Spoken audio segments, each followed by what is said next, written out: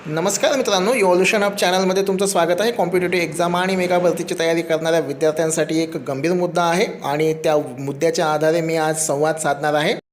अगदी निराश होऊन मला या गोष्टी सांगाव्या लागत आहेत मित्रांनो की मेगा भरती हे खरंच एक मृगजळ आहे। तुम्ही पाहिलेलं एक फक्त स्वप्न आहे की 72,000 जागा निघतील आणि त्या 72,000 जागांच्या भरतीतून नोकरी मिळेल मित्रांनो आणि त्या मेगा भरतीतून भलं होईल हे तुम्ही पाहिलेलं फक्त एक स्वप्न आहे। त्याच्याने काहीही साध्य होणार नाही। ही जी वरील 3 वाक्य मी सांगितली मित्रांनो, ती 3 वाक्य त्या विद्यार्थ्यांना लागू पडतात ज्यांची एकूण संख्या जवळपास 60% आहे आणि जवळपास 60% विद्यार्थ्यांचं हे मत आहे की मेगा भरती हे होणार नाही आणि झालीच तर खूप कमी पदसंख्येची जाहिरात येईल मित्रांनो।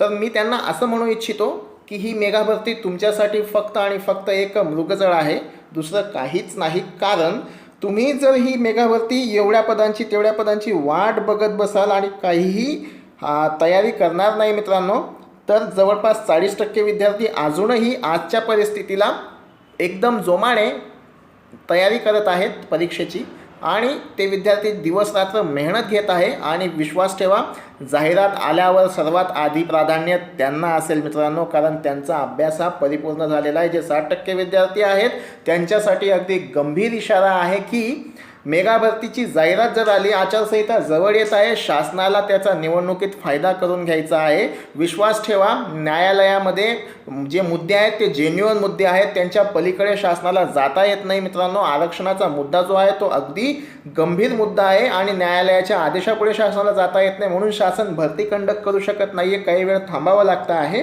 पण एकदा तो न्यायालयात मुद्दा क्लिअर झाला तर शासन 15 दिवसात परीक्षा कंडक्ट करेल, एवढी मोठी यंत्रणा शासनाच्या हातात आहेत।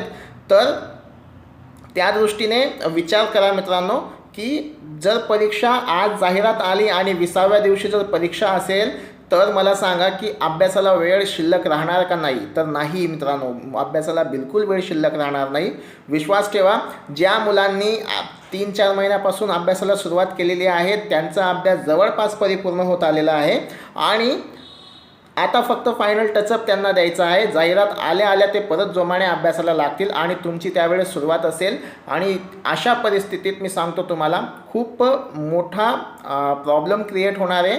म्हणून अजूनही वेळ गेलेली नाही, काही दिवस आहेत, जवळपास 15 फेब्रुवारी ते 31 मार्च दरम्यान भरती जी आहे ती कंडक्ट होणार आहे। म्हणजे आज उद्यामध्ये त्याची जाहिरात येईल आणि 15 फेब्रुवारीला ती एक्झाम 15 ते 31 मार्चच्या दरम्यान कुठल्या तरी तारखेला एक्झाम होईल। तोपर्यंत कमी वेळ शिल्लक आहे, पण व्यवस्थित नियोजन केलं तर व्यवस्थित तुमच्याकडे वेळ आहे, चांगल्या पद्धतीने अभ्यास होऊ शकतो, प्रचंड प्रमाणात जागा आहेत।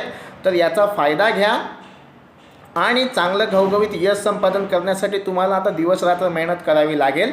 अभ्यासक्रमासंबंधीचं सगळं बुक्स मटेरियल व्हिडिओच्या डिस्क्रिप्शनला अवेलेबल आहे, तेवढीच पुस्तकं वाचा। 4 वेगवेगळी पुस्तकं वाचण्यापेक्षा एक पुस्तक 4दा जर तुम्ही वाचलं तर केव्हाही तुमचं आकलन जे आहे ते व्यवस्थित होईल मित्रांनो। तर या अनुषंगाने देखील, या पॉईंट ऑफ व्ह्यूने देखील बघा, पॉझिटिव्ह राहा, सकारात्मक राहा।